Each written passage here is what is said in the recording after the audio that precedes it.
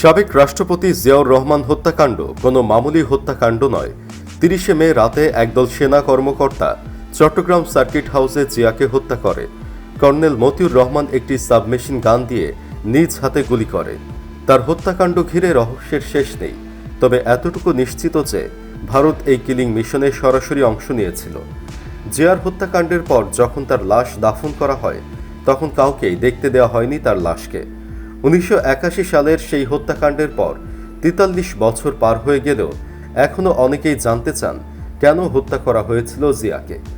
জিয়ার খুনিরাই বা কোথায় আছে, সেসব নিয়ে বিস্তারিত আলোচনা করব আমাদের আজকের ভিডিওতে। চলুন শুরু করা যাক। জিয়াকে হত্যা করার পিছনে অনেক কারণ থাকতে পারে, তবে এক কথায় উত্তর দিলে জিয়াকে খুন করা হয়েছিল ক্ষমতা দখলের জন্য। তাছাড়া ভারতের মতো দেশের কাছেও শত্রুতে পরিণত হয়েছিলেন জিয়া, কারণ জিয়াউর রহমানের ক্যারিশম্যাটিক নেতৃত্বে বাংলাদেশ এগিয়ে যাচ্ছিল। তিনি ক্ষমতায় এসেই বাংলাদেশকে সঠিক পথে ফিরিয়ে আনেন এবং মুক্তিযুদ্ধের যে মূল উদ্দেশ্য ও চেতনা সেটিকে বাস্তবায়ন করেন। তিনিই ছিলেন মুক্তিযুদ্ধের যে মূল কারণ জাতীয়তাবাদ, সেটির প্রবক্তা।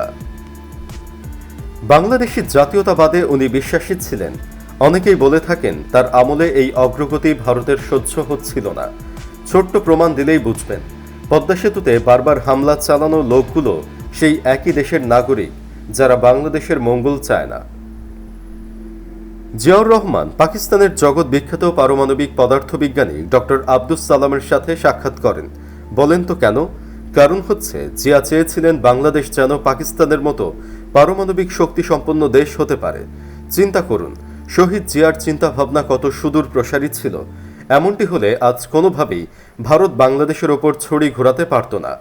পাকিস্তান, চীন আর বাংলাদেশের চাপে কুকুর হয়ে থাকতে হতো। তবে প্রশ্ন করতে পারেন, পারমাণবিক অস্ত্র তৈরিতে জিয়া কেন পাকিস্তানের সাথে আতাত করেছিলেন? উত্তর খুব সহজ। ভারত কি আমাদের পারমাণবিক প্রোগ্রামে সাহায্য করবে? যে ভারত আমাদেরই অস্ত্র দেয় না, সবসময় বাংলাদেশকে দাবিয়ে রাখতে চায়, সেই ভারত কখনোই এমনটি করত না। জিয়ার মৃত্যুর আরেকটি কারণ বলা যাক। উগ্র বামপন্থী মার্কসিস্ট লেনিনিস্ট কর্নেল তাহের এবং তার সাঙ্গপাঙ্গ বাংলাদেশকে একটি সমাজতান্ত্রিক রাষ্ট্র বানাতে চেয়েছিল। কিন্তু আমাদের মুক্তিযুদ্ধের মূল উদ্দেশ্য কি কমিউনিজম ছিল, নাকি ইয়াহিয়া সহ একনায়কতন্ত্র স্বৈরতন্ত্রের বিরুদ্ধে গণতন্ত্রের জন্য যুদ্ধ ছিল? বলেন তো। আমরা সবাই জানি কিভাবে ১৯৮০-এর দশকে সোভিয়েতের পতন হয়, কারণ কমিউনিজম একটি ভ্রান্ত ধারণা। পিওর কমিউনিজম একটি উটোপিয়ার মতো, একটা ফ্যান্টাসি ওয়ার্ল্ড যা বাস্তবতা বিবর্জিত। এদের অনেকের ক্ষোভ ছিল জিয়ার প্রতি, তাই ভারতের গোয়েন্দা সংস্থার সাথে মিলে তারা এই হত্যাকাণ্ডটি ঘটায়। বলা হয় জিয়ার ইসলামিক মনোভাব তাকে বাংলাদেশের মানুষের সমর্থন এনে দেয়। শেখ মুজিবুর রহমানের অসাম্প্রদায়িক মনোভাব প্রত্যাখ্যান করে জিয়া বাংলাদেশে ইসলামিক রাজনীতি চালু করেন এবং মুসলিম জাতিসমূহের সহযোগিতা সংস্থায় বাংলাদেশকে তুলে ধরেন। তবে এর জন্য তিনি সংখ্যালঘুদের ওপর নির্যাতন করেননি। যদিও ভারতীয়দের মতে এসব ব্যবস্থা বাংলাদেশের অনেক উপজাতীয় ও ধর্মীয় সংখ্যালঘুদের বিচ্ছিন্ন ও বিরুদ্ধাচারণ করে, যা ভবিষ্যতের বেশ কিছু অসাম্প্রদায়িক ও উপজাতিক দ্বন্দ্বকে ত্বরান্বিত করে। জিয়াউর রহমান ছিলেন একজন সৎ প্রেসিডেন্ট। তিনি আর ১০ থেকে ১৫ বছর বেঁচে থাকলে বাংলাদেশ তখনই মালয়েশিয়া, সিঙ্গাপুর এসব দেশকে ছাড়িয়ে যেত, আর এতদিনে একটি উন্নত রাষ্ট্র হয়ে যেত গ্রেট ব্রিটেনের মতো। ভারত কি উন্নত? বলুন তো, কেন একটি বড় দেশ চাবে তার পাশের ছোট একটি দেশ তার আগেই উন্নত হয়ে যাক? আমাদের বাংলাদেশটা খুব ছোট, আমাদের জনগোষ্ঠী এক, চিন্তাভাবনা এক, ধর্ম এক, কিন্তু আমরা পারিনি। জিয়াউর রহমান বেঁচে থাকলে অবশ্যই পারতেন। যেদিন জিয়াউর রহমান মারা যান, সেদিন সমাজতান্ত্রিক দলগুলোর অফিসে মিষ্টি বিতরণ হচ্ছিল। মিষ্টি খেতে খেতে এক লোক বলে ওঠেন, আমরা উদযাপন করছি ভালো, কিন্তু লোকটা কিন্তু আসলেই সৎ ছিল। এটাই শহীদ জিয়ার সততার নমুনা। শত্রু মিষ্টি মুখে নিয়ে বলেছেন লোকটি সৎ ছিল। তবে ভিন্ন মত আছে। জিয়ার বিরোধীরা বলে থাকেন জিয়াউর রহমান বাংলাদেশের জাতির পিতা বঙ্গবন্ধু শেখ মুজিবুর রহমানকে সপরিবারে খুনের ষড়যন্ত্রের সাথে জড়িত ছিলেন। তিনি ছিলেন হুকুমের আসামি। শুধু জাতির পিতার হত্যাকাণ্ডের সাথে তিনি জড়িত ছিলেন না, আরও বহু হত্যাকাণ্ডের সাথে তিনি সরাসরি জড়িত ছিলেন। তিনি সেনাবাহিনীতে মুক্তিবাহিনীর অনেক মুক্তিযোদ্ধা অফিসারদের হত্যা করেন। সেই সাথে ওনার যারা সাঙ্গপাঙ্গ ছিল, যারা বঙ্গবন্ধুর হত্যাকাণ্ডে জড়িত ছিল, তাদের সেই সফল অভিযান পরিচালনার পুরস্কার স্বরূপ বিদেশে বিভিন্ন দেশে পাঠান নিজ সরকারের রাষ্ট্রদূত হিসেবে। তাদের বিচার যাতে না হয় সেই জন্য সংসদে আইন পাশ করে বঙ্গবন্ধু হত্যাকাণ্ডের সাথে জড়িতদের দায়মুক্তি দেন, যদিও এসব অভিযোগের সপক্ষে জোরালো কোনো প্রমাণ নেই। এদিকে কেউ কেউ আবার জিয়ার হত্যার পিছনে এরশাদকে দায়ী করে থাকে। প্রথমত, জেনারেল জিয়া হত্যার কয়েকদিন আগে সেনাপ্রধান এরশাদ জিয়ার হত্যাকারী কর্নেল মতির সাথে বৈঠক করেন।